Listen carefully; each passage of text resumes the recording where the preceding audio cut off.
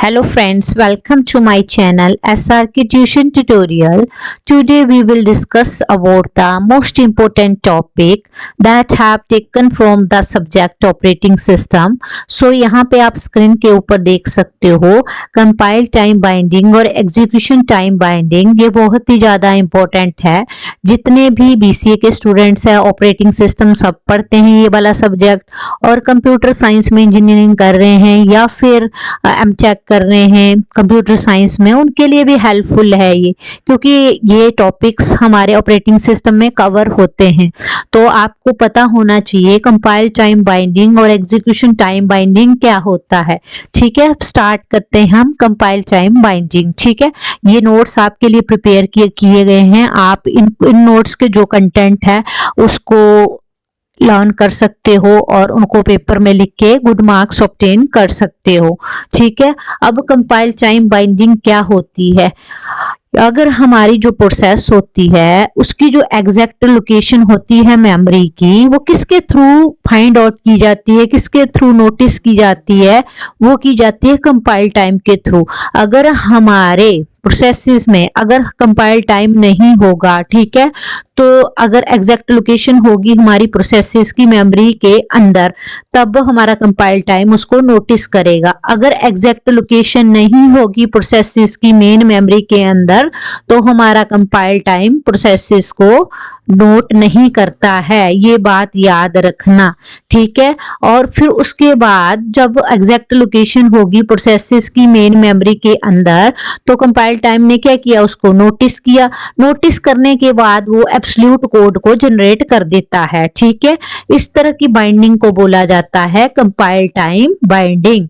तो आपके दिमाग में ये चीज बैठ जानी चाहिए, जब भी जो भी प्रोसेस है उसकी एग्जैक्ट लोकेशन होगी मेमोरी के अंदर, तब सोच लेना कि कंपाइल टाइम हमारा क्या करता है, नोटिस करता है सारी प्रोसेसेस को। अगर एग्जैक्ट लोकेशन नहीं हुई तो कंपाइल टाइम नोटिस नहीं करता है मेमोरी को। ठीक है, तो उसके बाद फिर एब्सोल्यूट कोड जनरेट हो जाता है। इसी तरह की बाइंडिंग को कंपाइल टाइम बाइंडिंग बोला जाता है और ये बहुत ही ज्यादा इंपॉर्टेंट है। ठीक है, अब इसका एग्जाम्पल दे दिया है ऑलरेडी आपको। देखो, अगर प्रोसेसेस होगी, एड्रेस ठीक होगा, तो कंपाइलर क्या कर देगा, एब्सोल्यूट कोड जनरेट कर देगा। ठीक है, तो इस तरह से आप देख सकते हो यहाँ पे एक प्रोसेस है, उसका एड्रेस है 25,252 मेन मेमोरी में। ठीक है, तो मुझे तो ठीक लग रहा है, एड्रेस भी है इसका और अच्छी सेम प्रोसेस यूज किया है, प्रोसेस को यूज किया है अच्छे कन्वीनियंट वे में। तो इस तरह से इसका कंपाइलर क्या करेगा, कोड जनरेट कर देगा, एब्सोल्यूट कोड जनरेट कर देगा उसी एड्रेस से जो स्टार्टिंग एड्रेस मैंने मेंशन किया है 25,252, फिर आगे को 25,253, इस तरह से काम करता रहेगा। ठीक है, और एक और बात आपने याद रखनी, जब भी आपकी जो स्टार्टिंग लोकेशन होगी फिजिकल मेमोरी की वो चेंज होगी, तो उस टाइम जो होल प्रोग्राम, सारा का सारा प्रोग्राम आपने लिखा होगा वो आपको फिर से लिखना पड़ेगा। ठीक है, तो ये माइंड में याद रखना, जब भी आपकी जो फिजिकल मेमोरी की स्टार्टिंग लोकेशन होगी वो चेंज नहीं होनी चाहिए। अगर वो चेंज करते हो आप, तो आपको पूरा का पूरा जो होल प्रोग्राम है उसको फिर से लिखना पड़ेगा। इसी तरह से नेक्स्ट है हमारे पास एग्जीक्यूशन टाइम बाइंडिंग। अब एग्जीक्यूशन टाइम बाइंडिंग को रन टाइम बाइंडिंग भी बोला जाता है। ठीक है, इसका एक और नाम है एग्जीक्यूट। नाम से पता लग रहा है आपको रन कर रहे हो, आपको प्रोग्राम को एग्जीक्यूट द प्रोग्राम, प्रोग्राम को एग्जीक्यूट करना, प्रोग्राम को रन करना। तो हम एग्जीक्यूशन टाइम बाइंडिंग को रन टाइम बाइंडिंग भी बोल सकते हैं।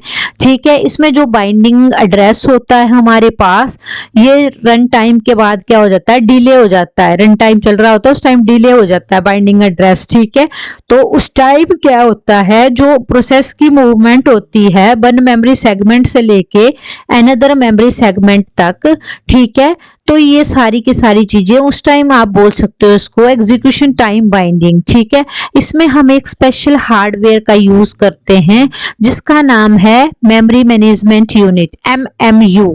इसको हम बाइंडिंग के लिए ही यूज करते हैं।